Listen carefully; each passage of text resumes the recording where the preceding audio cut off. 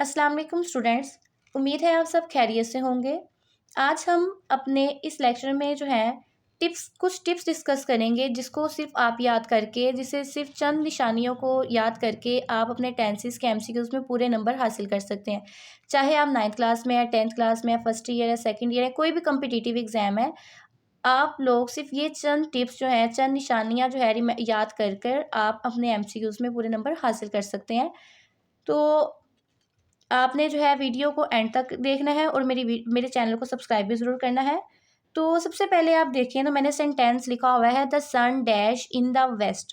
अब यहाँ पर 4 ऑप्शन दिए हुए हैं, set, set, setting and will set. अब पहली उसने बात क्या की है, उसने कह दिया है कि सूरज जो है वो मगरिब में गुरूब होता है। उसने पूछा है, अब जहाँ पर कहीं यूनिवर्सल ट्रुथ का जिक्र होगा, यूनिवर्सल ट्रुथ साथ साथ मैं लिखती भी जा रही हूँ, ये आप अपनी नोटबुक्स पे भी नोट डाउन कर सकते हैं। यूनिवर्सल ट्रुथ का जिक्र होगा यानी जहाँ पर सच का जिक्र है वो हमेशा प्रेजेंट टेंस में आएगा, कभी वो पास्ट में नहीं जाएगा या फ्यूचर में नहीं जाएगा। जहाँ पर सच की बात होती है वो हमेशा प्रेजेंट टेंस में आएगा। और प्रेजेंट कौन से वाला प्रेजेंट? प्रेजेंट इंडेफिनिट में आता है। और प्रेजेंट इंडेफिनिट आपको पता है, प्रेजेंट इंडेफिनिट क्या होता है? प्रेजेंट इंडेफिनिट वर्ब की फर्स्ट फॉर्म को कहते हैं। प्रेजेंट इंडेफिनिट में क्या आता है? सेंटेंस में वर्ब की फर्स्ट फॉर्म आती है। अब मैंने कहा है जहां पर यूनिवर्सल ट्रुथ होगा वहां पर क्या आएगा? प्रेजेंट इंडेफिनिट यानी वर्ब की फर्स्ट फॉर्म आएगी। तो इसका मतलब सेटिंग वाला तो बिल्कुल भी नहीं होगा क्योंकि इसमें आईएनजी साल लगा हुआ है, विल फ्यूचर भी नहीं आएगा। अब बचे 2 ऑप्शन, एक रह गया सेट और एक आ गया सेट्स। अब यहाँ पर देखो तो सन क्या है? एक अकेले सूरज की बात कर रहा है वो। तो हमें पता है कि जब हमारे पास सब्जेक्ट सिंगुलर होता है तो हम वर्ब के साथ एस या ईएस के इजाफा करके उसको क्या करते हैं? सिंगल करते हैं। तो इसका मतलब हमारे पास ऑप्शन बी जो है वो क्या होगा? राइट होगा, the sun sets in the west. इसी तरह जो है अगर वो कह देता है कि the earth dash round the earth, अब जमीन भी हमें पता है कि वो the earth dash round the sun. अब हमें पता है कि जमीन सूरज के गिर्द क्या कर रही है? मूव कर रही होती है। तो ये भी एक यूनिवर्सल ट्रुथ है, इसमें भी कोई हम शक व शुबा नहीं है। तो हम उसमें भी क्या लिखेंगे? रिवॉल्व्स का उसके उसमें लगाएंगे। सेकंड जो है they dash T every morning. अब आप देखो कि जहाँ पर रूटीन की बात कर रहा है, जिक्र कर रहा है, वो एवरी का जिक्र कर रहा है, एवरी डे की बात कर रहा है, हर दिन की, हर रोज़ की। इसी तरह वो डेली का वर्ड यूज़ कर रहा है कि वो हमेशा मैं ये काम कर रहा हूँ। या ऑलवेज का वर्ड जहाँ पर वो यूज़ कर रहा है तो वहाँ पर भी हमेशा क्या आएगा? प्रेजेंट इंडेफिनिट आएगा। प्रेजेंट इंडेफिनिट क्या था? जिसमें वर्ब की फर्स्ट फॉर्म आएगी। अब यहाँ पर देखें तो मैंने यहाँ पर लिखा हुआ है they dash T every morning, यानी ये रोजाना की बात कर रहा है जहाँ पर हमने अपना रूटीन वर्क शो करना है। किस चीज़ को? रूटीन, डेली लाइफ की जो हमारी रूटीन शो हो रही होती है वहाँ पर भी आपने प्रेजेंट इंडेफिनिट टेंस पे लगाना है। अब यहाँ पर देखें तो they dash T every morning, every का जिक्र है तो प्रेजेंट डेफिनेट है, वर्ब की फर्स्ट फॉर्म आएगी। तो आप खुद बताओ इसमें कौन सा वाला आएगा? Drink, drank, is drinking, have drunk भी नहीं आएगा, इज ड्रिंकिंग भी नहीं आएगी क्योंकि भी वर्ब की फर्स्ट फॉर्म इसमें नहीं है, इसमें भी नहीं है, इसमें भी नहीं है, सेकंड फॉर्म है। और ड्रिंक आएगा। सिंपल, आप लोगों ने डायरेक्ट ड्रिंक पे लगा देना है एवरी को देकर। अब तीसरी चीज क्या है? It dash in winter. अब ये भी जो है ये एक यूनिवर्सल ट्रुथ भी है और इसको आप ये भी कह सकते हो कि आम रूटीन में अगर आप लोग देखो तो सर्दियों में जो है वो बारिश का एक सीज़न आता है, जैसे बरसात की अगर वो बात कर देते हैं तो इसमें भी जो है क्या आएगा? It rains in winter. तो ये भी एक रूटीन ही की बात हो गई है। इट रेन्ड भी नहीं आ सकता, इसमें रेनिंग भी नहीं आएगा क्योंकि बारिश सर्दियों में हो नहीं रही बल्कि होती है। तो इसमें रेन्स आप इसमें यूज़ करोगे। फोर्थ ऑप्शन देखें तो इसमें मैंने क्या लिखा हुआ है? They dash to sleep at 10। अब जहां मैंने देखें यहाँ पर ऊपर लिखा हुआ है रूटीन का जिक्र, तो आप देखें यहाँ पर एट 10। अब मैंने एग्जैक्ट टाइम बता दिया है कि वो 10 बजे सोते हैं। अब ये भी उनकी रूटीन ही नहीं है क्या? कि जैसे मैं कहूँ I go to school at 9 AM। अब मैंने सुबह 9 बजे की कह दिया कि मैं स्कूल जाती हूँ, तो अब मैंने वहाँ पर गो लगाना है क्योंकि वहाँ पर मैंने क्या शुरू शो किया है? एक एग्जैक्ट टाइम का जिक्र किया है, एक अपनी रूटीन का जिक्र किया है। यहाँ पर भी उसने एक रूटीन का जिक्र किया है। तो जब रूटीन का जिक्र होता है तो उसमें क्या हमने लगाना था? प्रेजेंट इंडेफिनिट यानी वर्ब की फर्स्ट फॉर्म। अब यहाँ पर देखो वर्ब की फर्स्ट फॉर्म कहाँ पर सिम अकेली यूज हुई है, यहाँ पर तो हेड है, यहाँ पर शेल है, यहाँ पर आर है, तो इसका मतलब ये तीनों गलत है। तो एक ही है जिसमें एक वर्ब की अकेली फर्स्ट फॉर्म है, प्रेजेंट डेफिनेट है, तो गो पे हम लगा देंगे। ये आपने गो, एक ऑप्शन में अगर गो है, दूसरे में गोस पूछा हुआ है, तो आप लोगों ने सब्जेक्ट के अकॉर्डिंग लगाना है कि अगर सब्जेक्ट सिंगुलर हुआ तो आप लोगों ने गोस ईएस वाले वर्ब पे लगाना है, अगर जो है सब्जेक्ट प्लूरल हुआ तो आपने किस पे लगा देना है, सिंपल वर्ब पे लगा देना है जिसके साथ ऐसी ईएस ना हो। अब फिफ्थ एग्जाम्पल देखें, यहाँ पर भी मैंने डेली रूटीन की बात की है कि नजमा ऑलवेज, वो हमेशा सच बोलती है। तो यहाँ पर भी ऑप्शन देखें, Najma always dash the truth, speak, speaks, has spoken, ये दोनों तो बिल्कुल नहीं आएंगे क्योंकि ये वर्ब के फर्स्ट फॉर्म वाले प्रेजेंट डेफिनेट नहीं है। अब बचे दो, नजमा क्या है, सिंगुलर है, सिंगुलर के साथ मैंने क्या बताया है कि हमने वर्ब के साथ ऐसी या ईएस का इजाफा करके वर्ब को भी हम सिंगल करते हैं, तो ये क्या हो जाएगा, स्पीक्स द ट्रूथ। अब अगला देखें, ये थी डेली रूटीन की बात और यूनिवर्सल ट्रूथ। दो चीज़ें हमने बात की, एक जिसमें रूटीन का जिक्र हो, every morning, every day, daily, always, इन चीज़ों का जिक्र हो, या जहाँ पर सच्चाई का जिक्र हो वहाँ पर प्रेजेंट डेफिनेट लगाना है। और एक चीज़ जहाँ पर हेयर एंड देयर यूज़ होगा, जहाँ पर हमने एक्सक्लेमेटरी सेंटेंसेज यहाँ पर हो जाए, वहाँ पर हेयर या देयर का यूज़ होगा, वहाँ पर भी हमने सिंपल क्या करना है, प्रेजेंट इंडेफिनिट यूज़ होगा जहाँ पर हेयर या देयर होगा। इसमें भी वर्ब की फर्स्ट फॉर्म आएगी, क्या आएगा इसमें, प्रेजेंट इंडेफिनिट यूज होगा। तो इसमें देखें ये भी प्रेजेंट डेफिनेट नहीं है, सी वाला डी वाला भी प्रेजेंट डेफिनेट नहीं है, बचे दो, रेन एंड रेन्स। तो इट के साथ क्या यूज होगा, इट सिंगुलर है, तो सिंगुलर के साथ हमने वर्ब के साथ एस का इजाफा करना है, तो it rains a lot here. तो आपने अभी तक तीन निशानियां प्रेजेंट डेफिनेट के टेंसेस में पढ़ी हैं। एक आपने क्या पढ़ लिया कि एक जो है वो क्या होता है उसमें यूनिवर्सल ट्रुथ, दूसरा आपने क्या कहा कि उसमें रूटीन की बात होगी, एवरी का जिक्र होगा यानी एवरी मॉर्निंग, एवरी नाइट, इसी तरह जो एवरी डे, इसी तरह डेली का जिक्र हो सकता है, उसके अंदर ऑलवेज का जिक्र हो सकता है, इसी तरह जो एग्जैक्ट टाइम यानी जो है रूटीन में बात आ रही है, और इसी तरह तीसरी चीज़ क्या हो सकती है, हेयर या देयर का वर्ड यूज़ हो सकता है। ये आपने तीन निशानियां याद कर लेनी है। तो प्रेजेंट डेफिनेट का कोई भी टेंस होगा, आप आंखें बंद करके इसको लगा सकते हो, कोई भी जुमला आ जाएगा तो आप उसे लगाने के काबिल होगी। अब देखो आगे है, शी डैश एट प्रेजेंट। अब यहाँ पर उसने किस चीज़ का जिक्र किया है, she dash French at present यानी अभी, अभी का जिक्र किया है। जहाँ पर एट प्रेजेंट हो या एट द मोमेंट हो या फिर वर्ड हो नाउ का, अभी, या फिर वो बात करें नाउ अ डेज का, तो वहां पर आपने प्रेजेंट कौन सी वाली आएगी, इन सेंटेंसेस में प्रेजेंट कॉन्टिन्यूस यूज होगा। क्या यूज होगा, प्रेजेंट कॉन्टिन्यूस।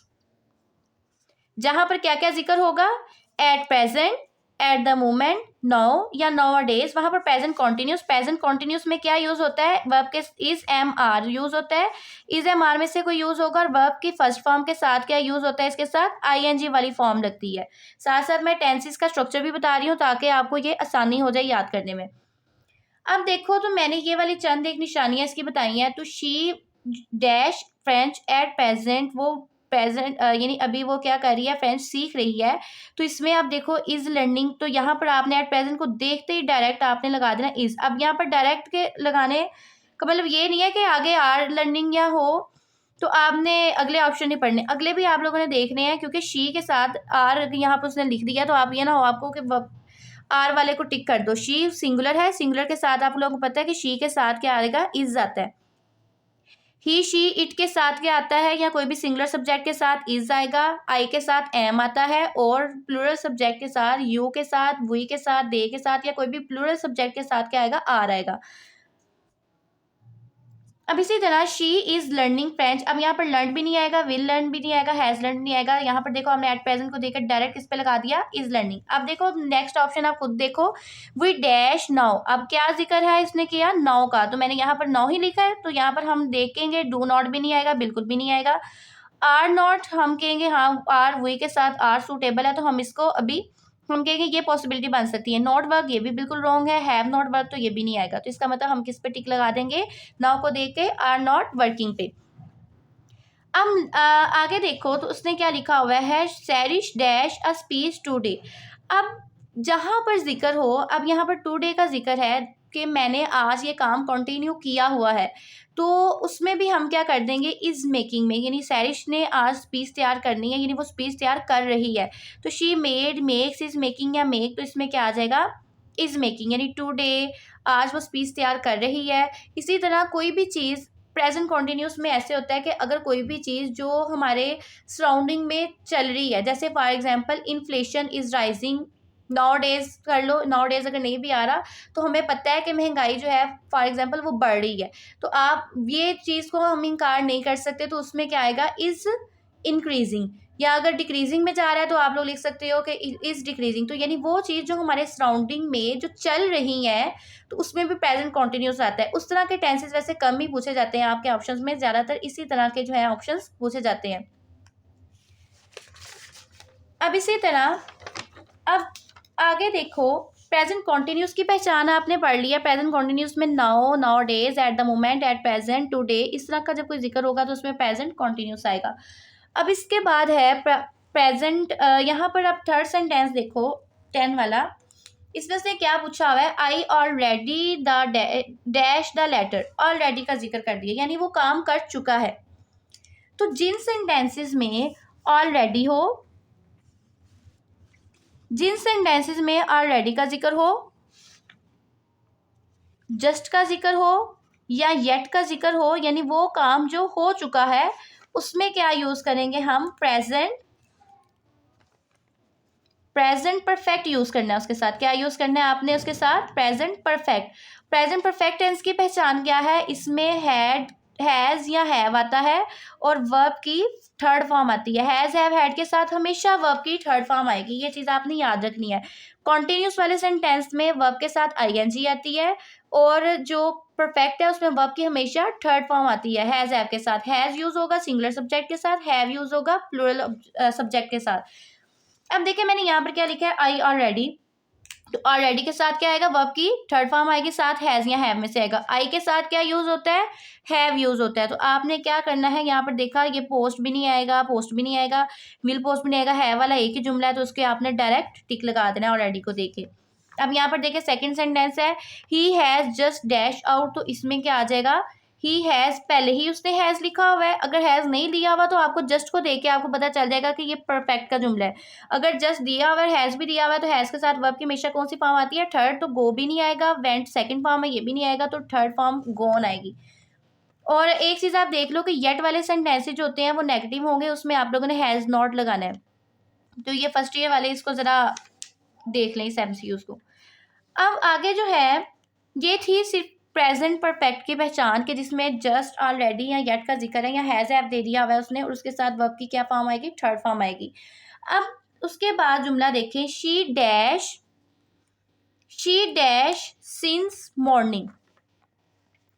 अब जिस जुमले में सिंस या फॉर का जिक्र है, यानी टाइम के साथ और उसके बाद कोई टाइम या कोई डेट या कोई घंटा, कोई भी चीज़ जो वक्त ज़माने के लिहाज से उसने दे दिया हुआ है, तो उसमें जो है क्या आप लोगों ने लगाना है, सिंस या फॉर वाले जुमले में आपको पता है सिंस फॉर वाले जुमले कौन से होते हैं, प्रेजेंट परफेक्ट कॉन्टिन्यूस।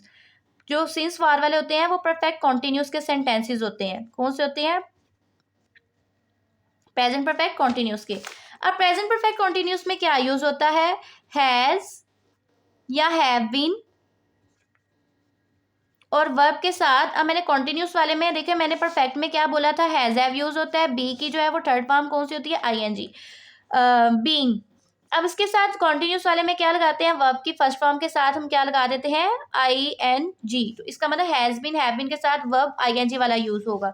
तो देखिए सिंस फॉर वाले में यहाँ पर एक स्लीप है, एक स्लेप्ट है, हैज स्लेप्ट है, तीनों में ING वाली वर्ब की फॉर्म नहीं है, ना तो इसके साथ हैज बीन है ना ही हैव बीन है। तो शी के साथ जो है अब एक ही जुमला रह गया पीछे हैज बीन वाला, तो शी के साथ हमेशा हैज यूज होता है, तो शी हैज बीन इसका क्या होगा, शी हैज बीन स्लीपिंग इसका राइट आंसर होगा। अब इसके बाद है सेकंड सेंटेंस देखें। अब यहाँ पर आपने एक चीज देखनी है, सिंस और फॉर के बाद किसी वक्त का जिक्र होना जरूरी होगा, ये नहीं आप लोगों ने कर देना जैसे ये नीचे सेंटेंस लिखा हुआ है the baby dash for milk, तो आप समझे कि फॉर वाला जुमला है तो इसके हमने हैज बीन हैव बीन वाला नहीं, बल्कि इसके बाद अगर एग्जैक्ट टाइम का जिक्र, उसने वक्त का जिक्र किया हुआ है ना, उसमें हम सिंस फॉर का यूज करते हैं। अब यहाँ पर देखिए नेक्स्ट है 13 वाला, the baby dash for milk last night. अब बेबी जो है वो रो रहा है किस चीज़ के लिए, मिल के लिए लास्ट नाइट से। अब जहाँ पर वर्ड यूज होगा लास्ट का, जहाँ यहाँ पर देखिए लास्ट का जिक्र यूज हुआ है, लास्ट का, प्रीवियस का, एक दिन पहले का जिक्र हुआ है, अगो का जिक्र हो गया है, इस ये वाले वर्ड जहाँ पर यूज होंगे ना, जहाँ पर लास्ट का वर्ड हो रहा है, प्रीवियस या अगो, तो वहां पर आप लोगों ने पास्ट इंडेफिनिट वाला जुमला वो होगा। पास्ट इंडेफिनिट की पहचान क्या है? पास्ट इंडेफिनिट में वर्ब की कौन सी फॉर्म आती है? सेकंड फॉर्म है। अगर तो वो नेगेटिव है तो उसमें डिड नॉट यूज होता है, और डिड नॉट के साथ वर्ब की कौन सी फॉर्म आती है? फर्स्ट फॉर्म यूज होती है। ये आपको पता होना चाहिए। अब मैंने क्या कह दिया, लास्ट, प्रीवियस, अगो में वर्ब की कौन सी फॉर्म आएगी? Second form. अब वर्ब की सेकंड फॉर्म देखें, यहाँ पर बेबी, द बेबी डैश, उसके बाद देखें वर्ब की सेकंड फॉर्म कहाँ दी हुई है? ये क्राइड जो है ये सेकंड फॉर्म में है, क्राइज फर्स्ट फॉर्म है, क्राइंग है, क्राइंग, इसका मतलब तीनों ऑप्शन होंगे, तो हमने लास्ट को दे के वर्ब की सेकंड फॉर्म पे डायरेक्ट टिक लगा देना, क्राइड। अब इसी तरह हम सेकंड सेंटेंस देखें, ही डैश 20 मिनट्स अगो। अब यहाँ पर अगो का जिक्र है। अब मैंने यहाँ गो में भी यही कहा ना, वर्ब की सेकंड फॉर्म आएगी, तो वर्ब की सेकंड फॉर्म में यहाँ लीव फर्स्ट फॉर्म है, विल तो बिल्कुल भी नहीं आएगा, और इसका मतलब हैज लेफ्ट, या लेफ्ट में से बनता है, हैज लेफ्ट तो बिल्कुल नहीं आएगा, क्योंकि हमने पास्ट टेंस कहा है, तो पास्ट में जो है वर्ब की सेकंड फॉर्म लेफ्ट, इसका राइट आंसर होगा। इसके बाद देखें आप, तो इसमें आगे एक जुमला मैंने लिखा हुआ है, I dash him in Lahore in 2005। मैं उससे 2005 में मिली, तो लाहौर में। अब ये भी पास्ट का जिक्र है। अगर हम किसी से अगर मिल चुके हुए हैं ना, तो वो हम पास्ट में मिले हैं। हम ये भी अगर, लेकिन अगर प्रेजेंट का कोई जुमले की कोई निशानी दी हुई है तो फिर वो प्रेजेंट में लगाएंगे, लेकिन हम अगर किसी से मिले हैं ना, तो वो आएगा ही, जैसे उसने यहाँ तक कि बस अगर जुमला हो, ही डैश हिम इन लाहौर, तो इसका भी मतलब क्या है कि वो मिल चुका है, मतलब यानी ये पास्ट का बात हो चुकी हुई है, तो उसमें भी वर्ब की सेकंड फॉर्म आएगी। लेकिन अगर उसने पास्ट का कोई टाइम भी बता दिया तो उसमें भी वर्ब की सेकंड फॉर्म ही आएगी। तो यहाँ पर देखिए, I met him in Lahore, तो यहाँ पर मेट आएगा, इसमें met is the right answer, क्योंकि इसमें पास्ट का जिक्र है, तो पास्ट सिंपल, पास्ट इंडेफिनिट आएगा। इसी तरह एक ऑप्शन है जो आपके एक और पूछा जाता है, पास्ट इंडेफिनिट को कंप्लीट करते हैं कि दे सॉरी, कायदे आजम डैश वेरी हार्ड। अब कायदे आजम जो है वो प्रेजेंट में मौजूद नहीं है, कायदे आजम तो अब फोत हो चुके हैं, आपको पता है। तो कायदे आजम ने पाकिस्तान बनने में जो है जो काम किया था, तो इसका मतलब ये भी जो है पास्ट की बात हो रही है ना, तो इसमें भी आप लोगों ने वर्ब की सेकंड फॉर्म लगानी है। कायदे आजम वर्कड वेरी हार्ड, यानी वो लीडर की बात अगर कर रहे हैं, किसी भी ऐसे पर्सन की बात कर रही है जो पास्ट में काम हो चुका है, तो उसमें भी वर्ब की सेकंड फॉर्म वर्कड आएगा। तो इसको भी आपने देखना है, ये एमसीक्यूज भी काफ़ी इंपॉर्टेंट है कायदे आजम वाला। उसके बाद है क्वेश्चन नंबर 16 देखें, तो इसमें है, I dash to airport when I saw her. हाँ जी, ये जो है जो चीज़ अब मैं बताने जा रही हूँ, इसको आपने अच्छी तरह से इस निशानी को अपने माइंड में बिठा लेना है, क्योंकि इसमें से एक ऑप्शन जो है, एक इसमें से और एक परफेक्ट में से लाजमी आता है, past perfect and past continuous में से।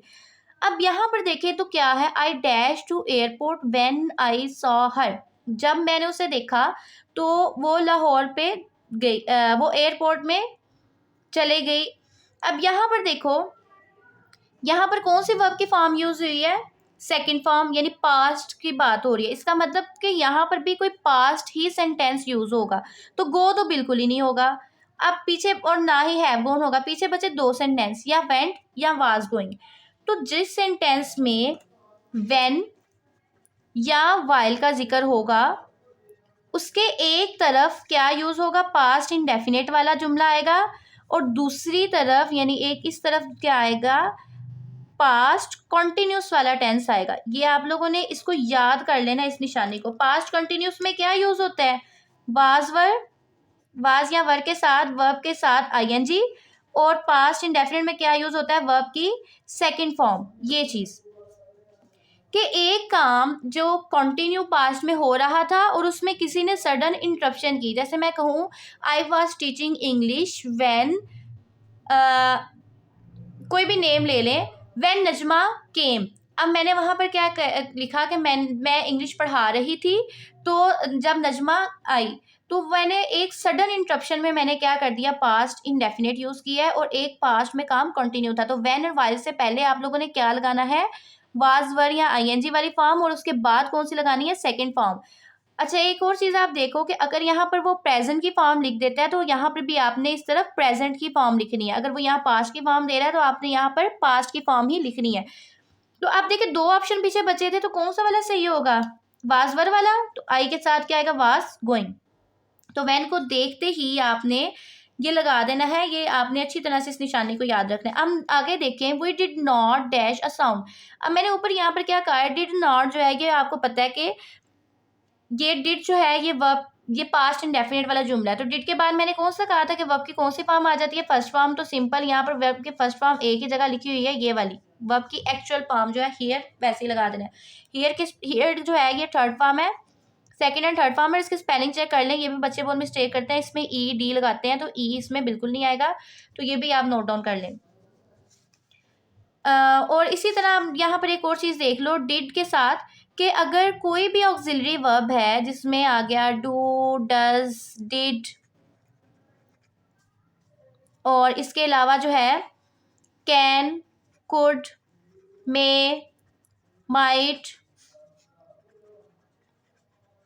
विल, वुड, शैल, शुड, ये वाले सारे, इन सब के बाद कौन सी फॉर्म आएगी? वर्ब की फर्स्ट फॉर्म आएगी, वर्ब अपने असल हालत में आएगा इन सब वर्ब के बाद। लेकिन हैज़, हैव, हैड के बाद वर्ब की कौन सी फॉर्म आती है? थर्ड फॉर्म आती है।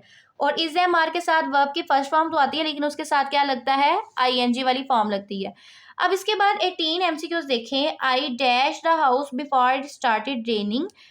अब एक मैंने आपको जुमला कौन सा बताया? व्हेन वाइल वाला, एक ये वाला और एक ये वाला। इनमें से एक ऑप्शन तो लाजमी आता है 9th और 10th के पेपर्स में, और फर्स्ट ईयर वाले भी इसको अच्छी तरह से नोट डाउन करें। I dash the house before it started raining. अब यहाँ पर जो जुमला है इसमें आप देखो, तो जहाँ पर कहीं बिफोर या आफ्टर का जिक्र किया हुआ है, अगर इधर बिफोर या आफ्टर लिखा हुआ है तो उससे पहले वाले जुमले में आपने क्या लगाना है? Past perfect. और उसके बाद वाले जुमले में आपने क्या लगाना है? Past indefinite. पास्ट इंडेफिनिट में वर्ब की कौन सी फॉर्म यूज होती है? सेकंड। और पास्ट परफेक्ट में हैड यूज होगा, हैड के साथ वर्ब की कौन सी फॉर्म यूज होगी? थर्ड। अब देखें, व्हेन वाइल के साथ, व्हेन वाइल के बाद पास्ट इंडेफिनिट था, तो उससे पहले क्या आना था? पास्ट कॉन्टिन्यूस, वाज, वर और आईएनजी।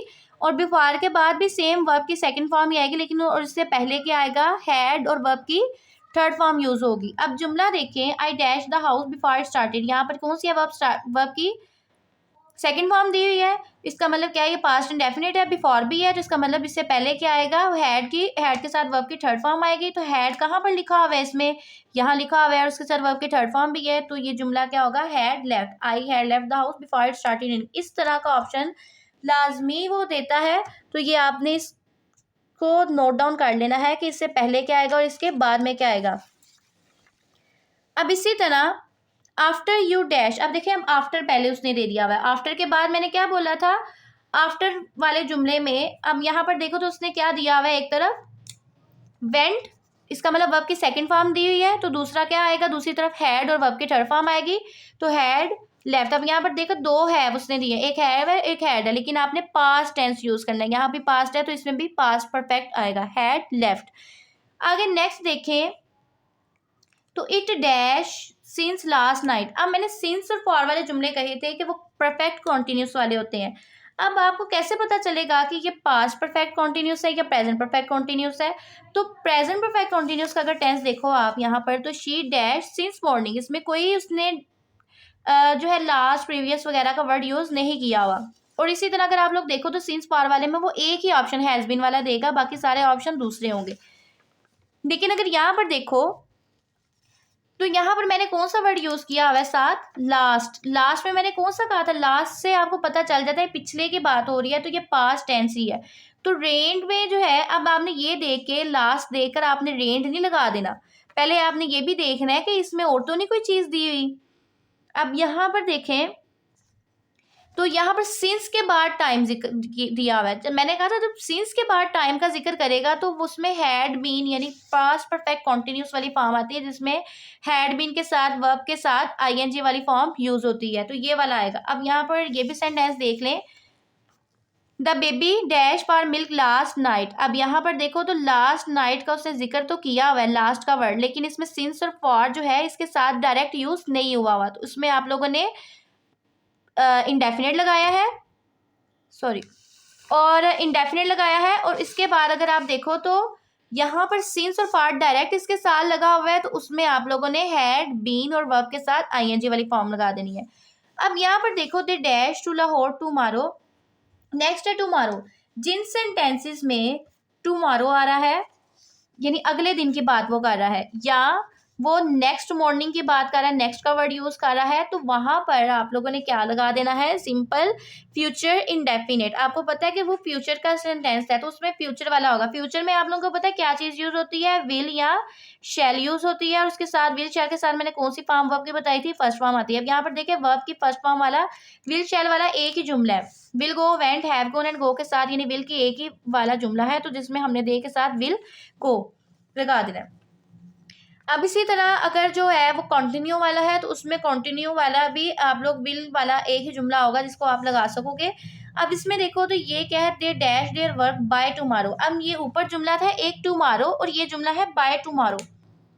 जहां पर बाय के साथ टुमारो लिखा होगा ना, इसका मतलब है कि फ्यूचर में काम हो चुका होगा, यानी फ्यूचर में काम कंप्लीट हो चुका होगा। तो इसमें आप लोगों ने जहाँ पर बाय के साथ टुमारो होगा या बाय के साथ नेक्स्ट मॉर्निंग होगा, उसमें आप लोगों ने फ्यूचर परफेक्ट टेंस यूज करना है, future perfect. And future perfect की क्या पहचान है, विल या शैल के साथ क्या आएगा। अब यहाँ पर तो विल शैल है ना, तो विल या शैल हैव यूज होता है इसमें, और वर्ब के साथ क्या यूज होता, विल शैल हैव, हैज नहीं आता इसमें। फ्यूचर विल शैल के साथ हमेशा हैव यूज होता है, और वर्ब की हैव के साथ वर्ब की कौन सी फॉर्म आती है, थर्ड फॉर्म। तो यहाँ पर विल शैल के साथ हैव यूज होगा, वर्ब की थर्ड फॉर्म यूज होगी। तो यहाँ पर अगर आप देखो तो बाय टुमारो के साथ यहाँ पर एक तो विल कंप्लीट है, आपको पता है कि टुमारो में फ्यूचर यूज होता है, तो एक तो ए वाला भी गया और दूसरा डी वाला भी गया, तो पीछे क्या बचा, विल बचा या विल हैव कंप्लीटेड बचा। तो बाय टुमारो के साथ क्या आएगा, विल हैव कंप्लीटेड, और अगर अकेला टुमारो है तो उसके साथ अकेला फ्यूचर इंडेफिनेट, और अगर बाय है तो फ्यूचर परफेक्ट। ये आप लोगों ने चंद निशानियां याद करनी है, रख लेनी है। अच्छा, ये थी हमारी यहाँ तक की कुछ टिप्स और कुछ निशानियां जिसे मैंने काफ़ी डिटेल से आपको बताया है, और आपने ये चंद टिप्स याद कर लेनी है। आपके एमसीक्यूज में आप कोई भी एग्जाम देने जाओगे, किसी भी एग्जाम में बैठोगे, तो आप इन ये टिप्स को याद करके आप उसको ऑप्शंस को आसानी से लगा सकते हो। और इसके अलावा अगर कोई एक ऐसा एमसीक्यूज आ जाता है जिसमें कोई टिप जो है या आपको कोई भी निशानी नहीं मिल रही, आपको समझ नहीं लग रही क्या लगाना है, तो आपने एक चीज़ याद रखनी है, उसके 3 ऑप्शन जो है वो हमेशा गलत होंगे और चौथा ऑप्शन जो है वो उसका राइट होगा। तो आपने 4 वाले पे टिक करना है। अब एक ये टेंसेस के एमसीक्यूज में एक पार्ट आता है कंडीशनल सेंटेंसेस का। 3 कंडीशनल सेंटेंसेस हैं और उसमें जो है 3 टिप्स हैं जो याद करने वाली है, जो कि मैं अपनी नेक्स्ट वीडियो में अपलोड करूंगी। तो आपने उसे भी 3 टिप्स को लाजमी याद रख लेना है। सिर्फ वो 3 निशानियां जो है वो आपने याद करनी है। कोई भी कंडीशनल सेंटेंस आपको दे देता है वो, तो आप उसको डायरेक्ट लगा सकते हो। तब तक के लिए अल्लाह हाफिज़।